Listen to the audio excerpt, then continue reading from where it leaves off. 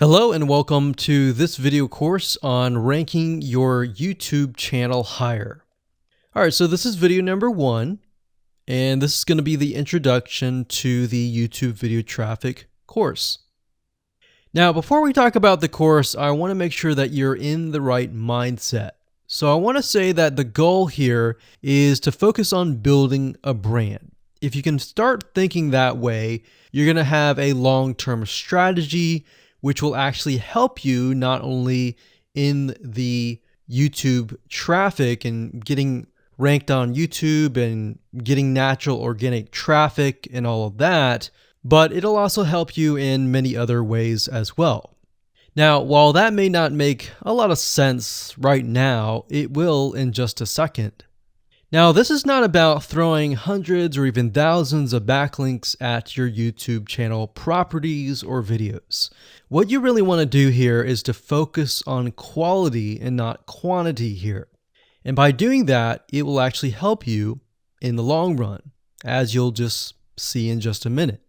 So before we get started and talk about the course, what I want to do now is give you a quick overview of what's inside this video course. Video number 1 is the introduction, of course. Video number 2 is what this is not about. And I want to make sure that I cover this because a lot of times when we talk about ranking on YouTube or Google or getting traffic or of any sort, there's a lot of assumptions that are made. So I want to make sure that we cover those assumptions and possibly roadblocks that are blocking your way. Video number 3, we'll talk about what Google wants and the strategy. If you understand what Google wants, then it'll make more sense on what the strategy is all about and how to implement it correctly. Video number 4, we'll talk about the ring, which is the strategy here. And of course, video number 5, we'll talk about how to automate the ring. Video number 6, we'll talk about account creation. And video number 7, we'll talk about how to outsource the account creation and the very tedious process of building the ring. And of course, video number 8, we'll talk about testing this out. And while that might seem a little bit simple, it really is and does take some time to make sure that everything works. So with that said, let's talk about getting started and what you're going to need. You're obviously going to need a product or service to sell. You're going to need to have a YouTube channel. You're going to definitely need to have money to outsource. If you do it yourself, it's going to take about a week or sometimes 2 weeks. But once it's set up and is good to go, then everything is automated. But at the end of the day, your time is valuable, so I recommend just outsourcing this process. But knowing how everything works and all of that will allow you to teach whoever you outsource this to, or you can pick and choose people that we will recommend that we have used personally to set things up for you as well. So with that said, let's move on to video number 2. Hello and welcome back. This is video number 2, and we're going to talk about what this is not. One of the biggest mistakes that we see a lot of people make is they assume that they know certain things, they know the strategy, they bring in what they already know and what they've seen work, and automatically assume that that is what the strategy is about. But by doing that, what ends up happening is we see that people set themselves up for failure. And we don't want that for you. We want you to be able to succeed as much as possible. So that's why I'm covering what this is not. All right. So to ensure that you're able to successfully implement this strategy, we want to discuss things that you do not want to do. So as I mentioned earlier in the previous video, this is not about throwing hundreds or even thousands of backlinks at your YouTube channel or at your properties. In fact, YouTube has become very, very smart in figuring out if you are actually gaming the system. So what we're trying to do here is think of a strategy that works long term. So you want to focus on quality and not quantity here. It's better to get a few backlinks that are of quality rather than getting thousands of backlinks that don't even relate to your content. And we're not talking about automated softwares either. So like I said, Google's very smart in figuring out how to detect fake backlinks or computer-generated backlinks. They're able to detect patterns. So what you're trying to do here is not follow any sort of pattern whatsoever. You want to make sure that it looks natural as possible, because otherwise Google will penalize you in the future. May not be this month, may not be this next year. It may be the 2 years later kind of thing, or it might be even this month. So what you really want to do is focus on a long-term strategy that is going to last. Now, obviously, we're not going to know exactly if the strategy is going to last or not, but part of the strategy is figuring out what Google wants and fulfilling that. Now, one secret to knowing whether a strategy will last or not is to ask yourself these questions. So this strategy, along with other strategies, you should ask this question over and over. Is this a shortcut? And does this seem spammy? And best of all, will this upset your visitors? So the people that are coming to your YouTube channel via google.com or any other site, is this going to upset them? Because if it does, then guess what? Google is not going to like what you're doing, because they care more about the people that go to Google or go to YouTube and type in a keyword. They care more about them because they are who they are catering to, essentially. So now that that is out of the way, let's discuss what Google wants, which is really the crucial step in understanding why the strategy will work. So now that you have an idea, don't upset the visitors.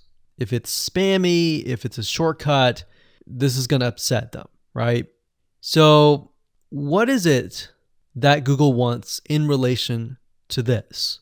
Well, we'll talk about that in the next video. Hello and welcome back. This is video number 3, and this is all about what Google wants and the strategy.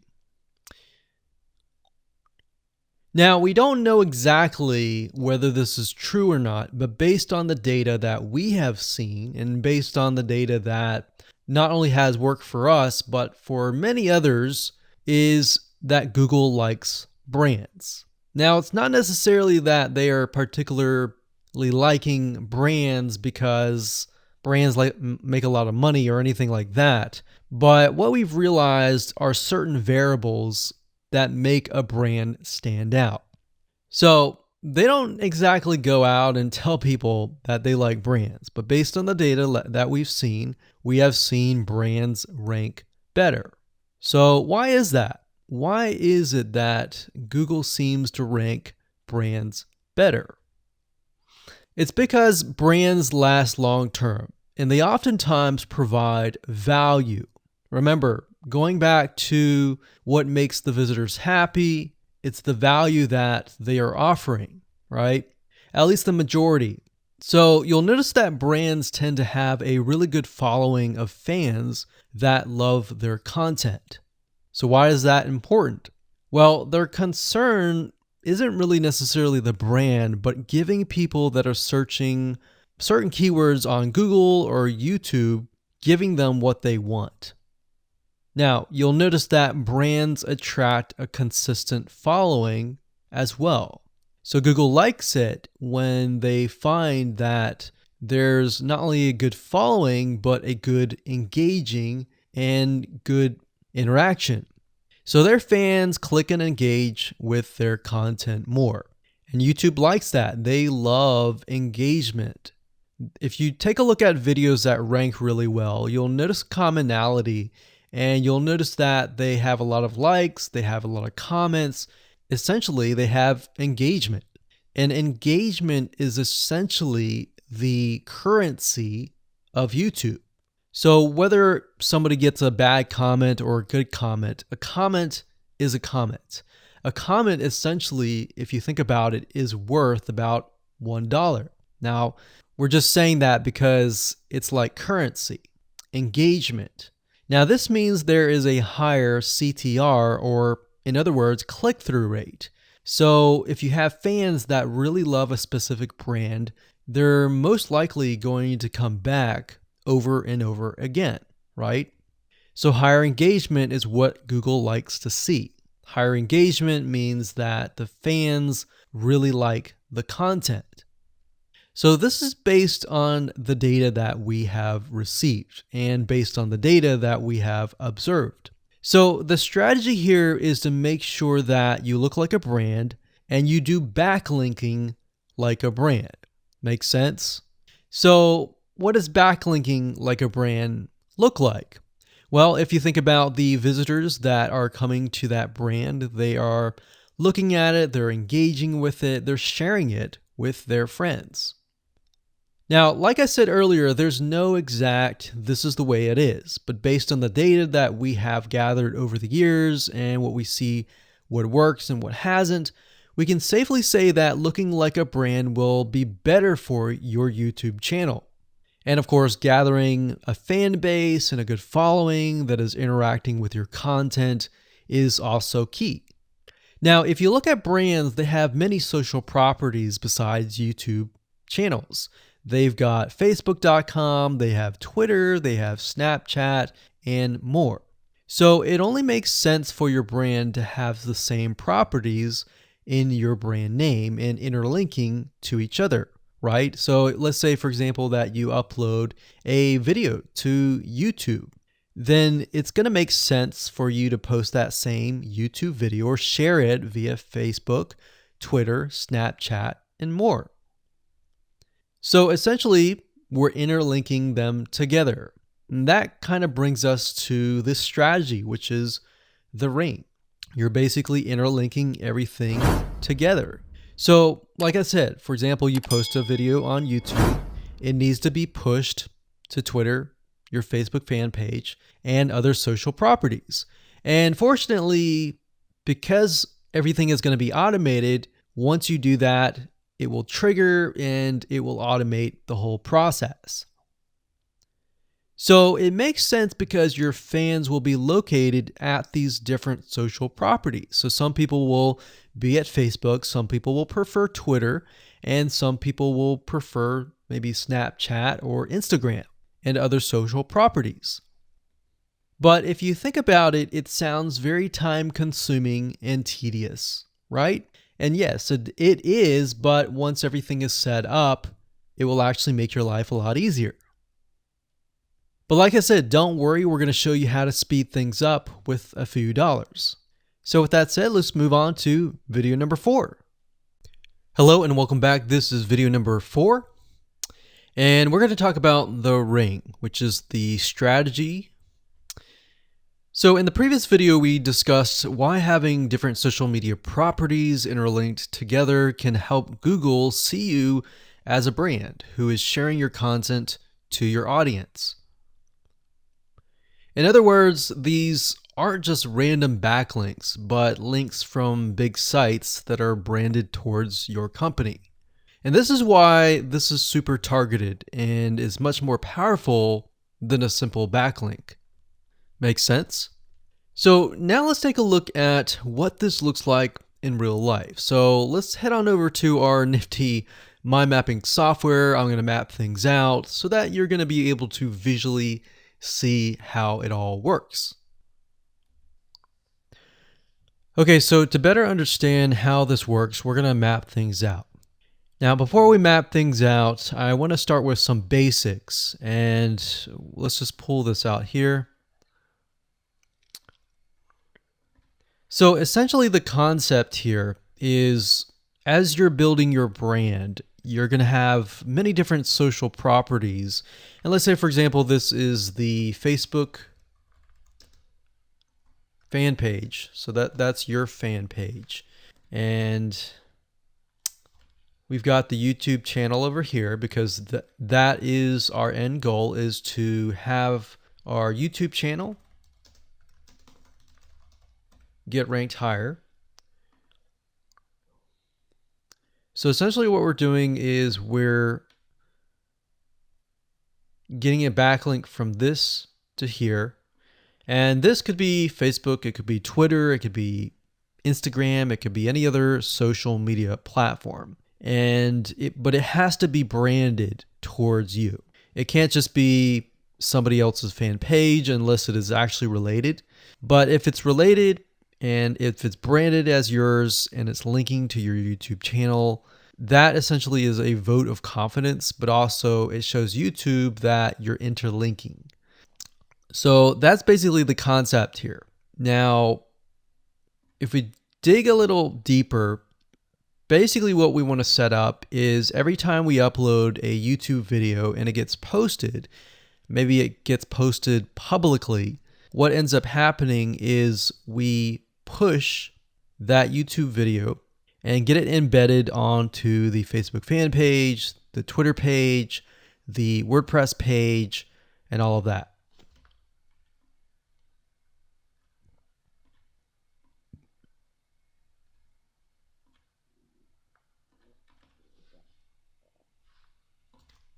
So we'll put Twitter.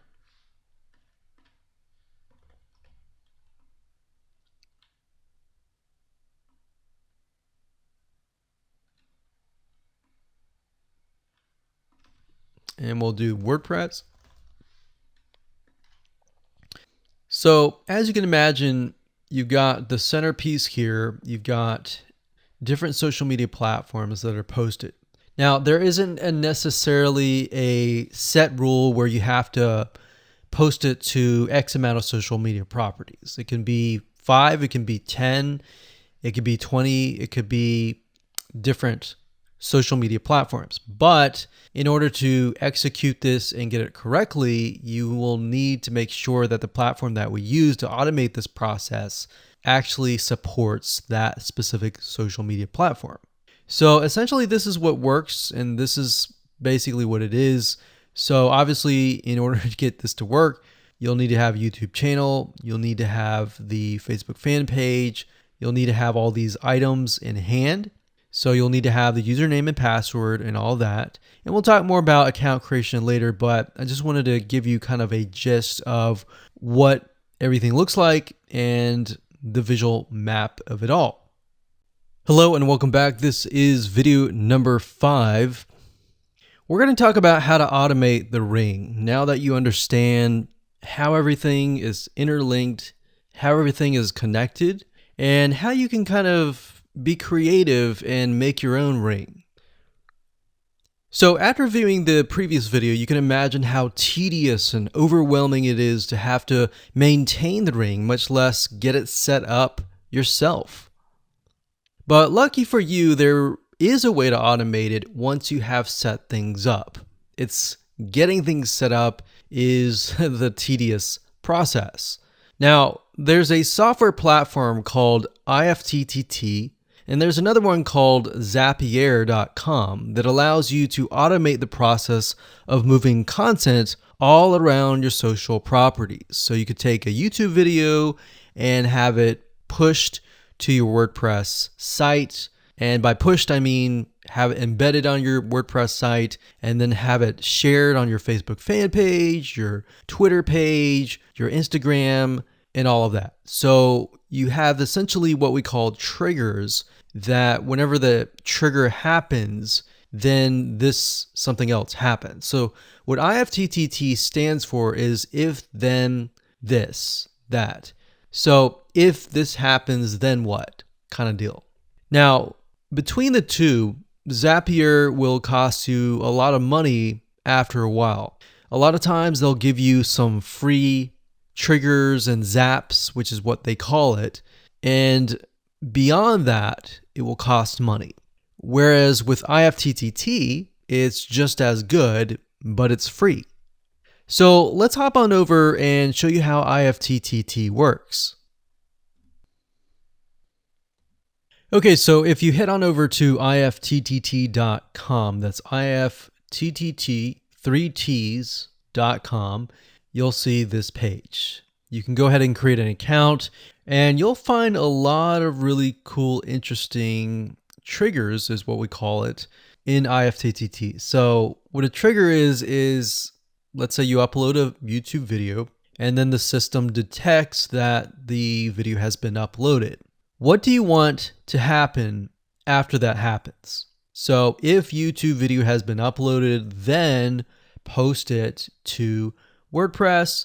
Then after that, take the post on WordPress, maybe post it elsewhere, or post the YouTube video to Twitter, and so forth and so forth. So as you can imagine, this does get tedious, but if you map things out, if you know ahead of time what it's going to look like, then you can simply look at it and say, okay, I'm pointing YouTube to Twitter. So anytime video has been uploaded to YouTube, then it simply gets pushed or embedded into Twitter. So we need to make a IFTTT trigger for that. So to do that, it's very easy. All you have to do is go to My Applets up here,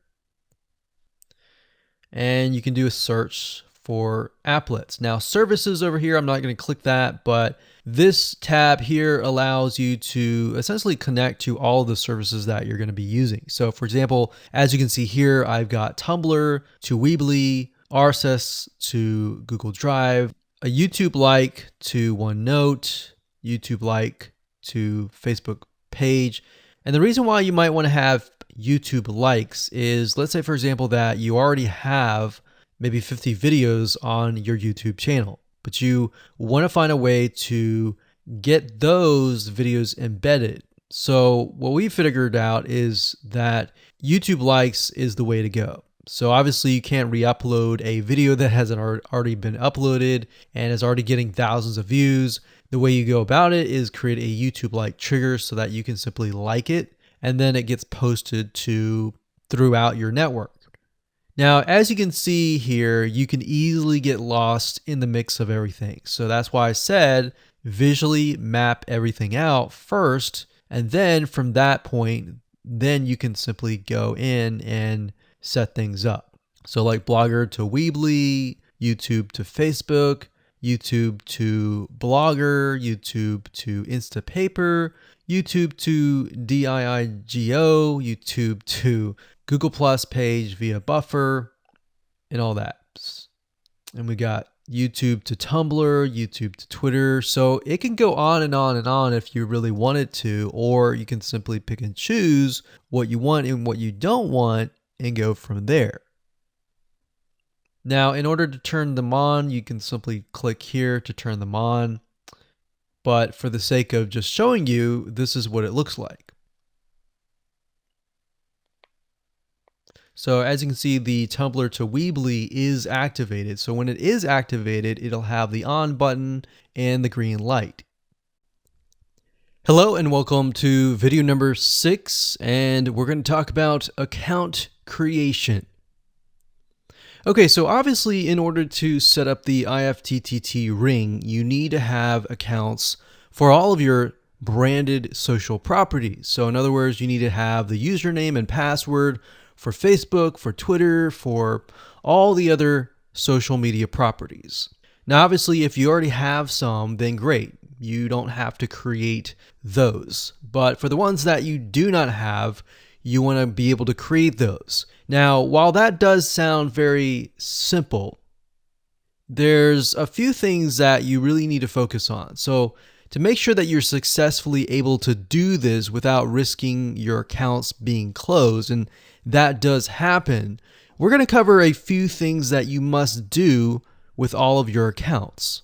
In fact, some of our accounts have been banned or closed by mistake because it has to be done a certain way. So you need to make sure that you have everything correct. Now, first, you need to have an email address, preferably a Gmail account or an email account that is reliable. And you need to have one email address for that. Typically, you want to have something that is branded as well, because you never know with these social media platforms if they're analyzing every step of the process. Now, most social media accounts we have found require you to have a unique telephone number. So you will need to use either yours or you'll need to get one. If you don't have one and you don't want to use your personal telephone, there are several places to get unique telephone numbers that can be used for both voice and SMS. And the reason why you want to have it for SMS as well is because some of these social media platforms will send you a text message. Now, one in particular that we use is called line2.com. That's line2.com. And of course, there are many out there, but this is just one that we have tested and it works really well.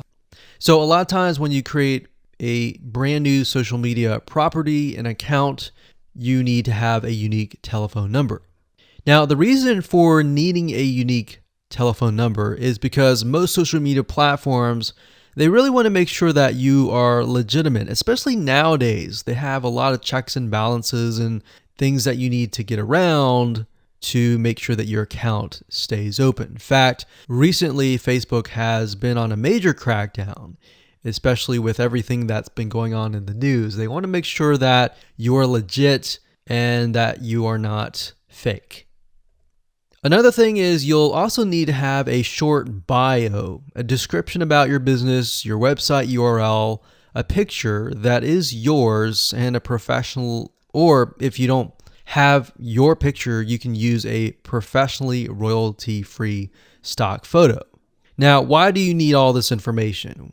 Well, the reason why you need all this information is because when it comes to account creation, you are going to need to have every piece of these items in hand to copy and paste over. Obviously, if you outsource this process, it's going to be a lot easier.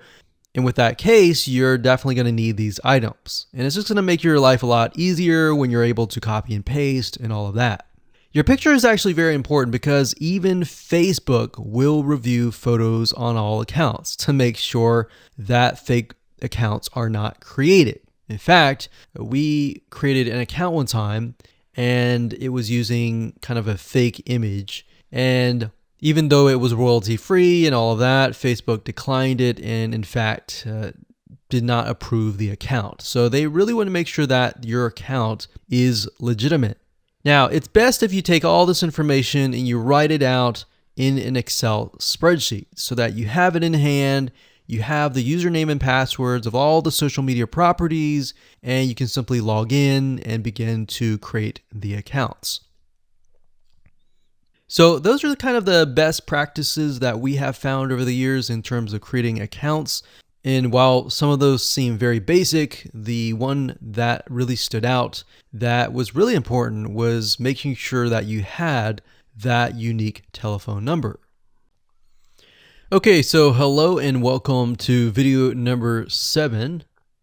We're going to talk about outsourcing. So as you can imagine, creating a ring is very time consuming, especially depending on how big the ring is and how many rings there are and all of that.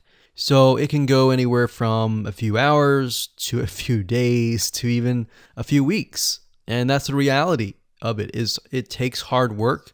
But once it is set up and running, then you will begin to get better search engine ranking and you'll be able to get more exposure. So like I said, it can take a week or two for someone who's never done this before. In fact, if you outsource it, it's most likely going to take about a week for somebody who knows how to get things done, because account creation takes a lot of time. And then connecting everything from the triggers to the if-else statements and all of that. So what we found over the years is outsourcing is worth it. It's only about $50 to $100 if your 2 weeks are worth more. Obviously, if you're struggling with money and time is of essence and you have a lot of time, then you can set these up yourself. But for the most part, we found that you really need to focus on your business and on whatever you're promoting. So go ahead and outsource this and it'll be worth your while. So let's discuss where you should go to find someone, and lucky for you, we've actually used several of these places. So we will show you particular vendors and freelancers that we have used so that you can simply just copy and paste. So what you want to do is you want to go to a specific website called legit.com with two I's. So LEGIIT.com. And when you get to this page, you want to type in IFTTT up at the top in the search bar, click enter, and then you're going to see a bunch of freelancers that can provide this service. So as you can see here, it says I will create an IFTT network, and as you can see, there are like 4 different rings. So typically one ring will cost you about $50. So this guy here, his name is Gemini Guy. We've actually used him before and gotten fairly good results. And what he'll do is all you have to do is give him the information for, like I said, the accounts, and have the username and password. And what we usually do is we create a brand new email account. So it's nothing related to the old business accounts or anything like that. So it's a new email account, all the information on a spreadsheet, and then we send it over to him. He creates the accounts, and then he logs into your IFTTT account, which you'll need an account for that as well, and then he'll set everything up. There's a lot of people that are doing this type of stuff. Some are doing like video embeds, and that's another thing with YouTube. One ranking factor is the more embeds, the better. But the more embeds that are done on a branded social property or a property that is actually related to your theme, that is actually better.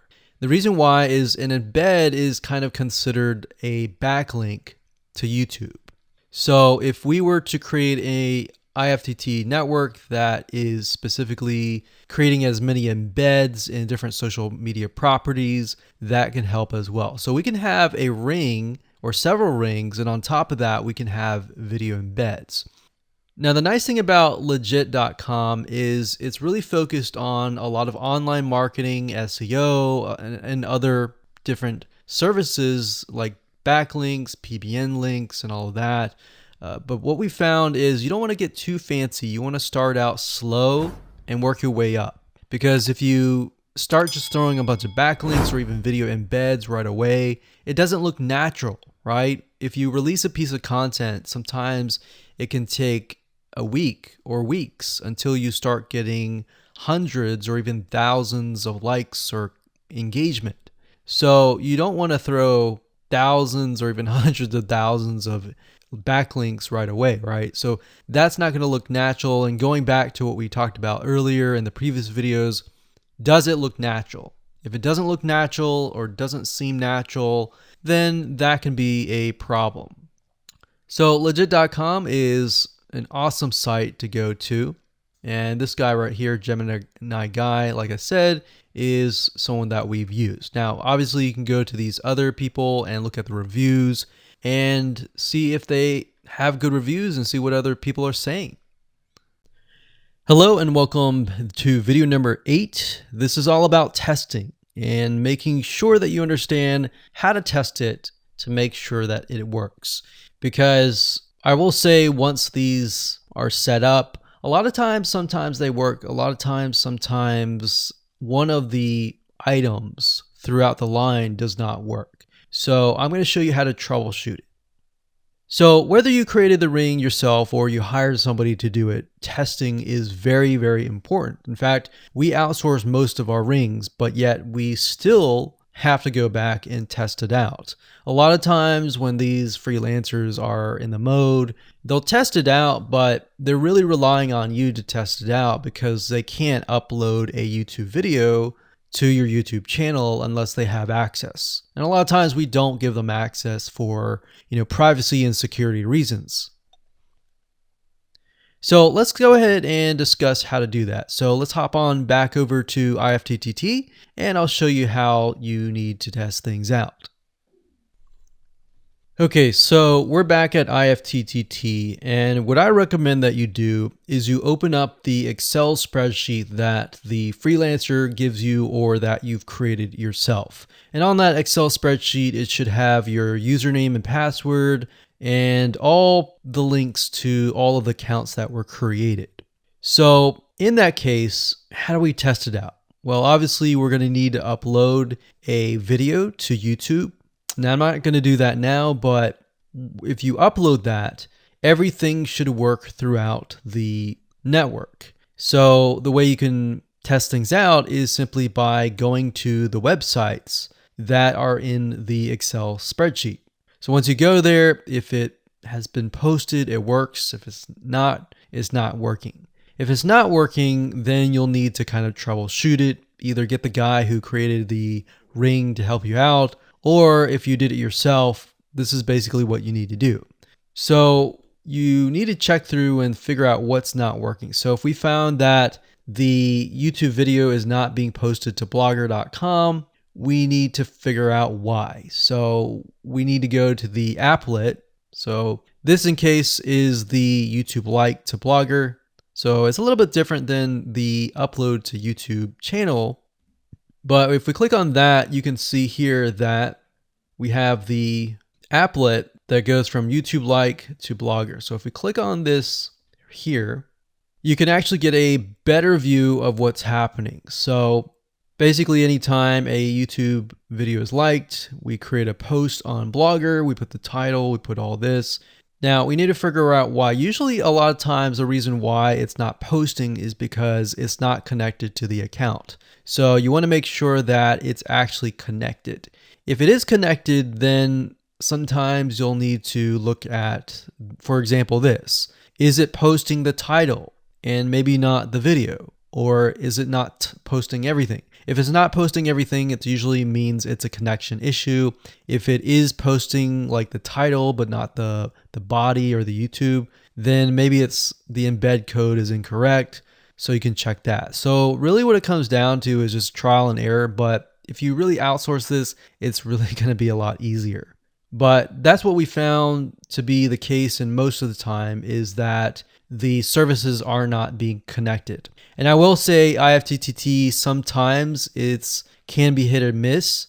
And sometimes in that case, the services may or may not be working. And that's really reliant sometimes on the YouTube channel, the social media platform, and all of that.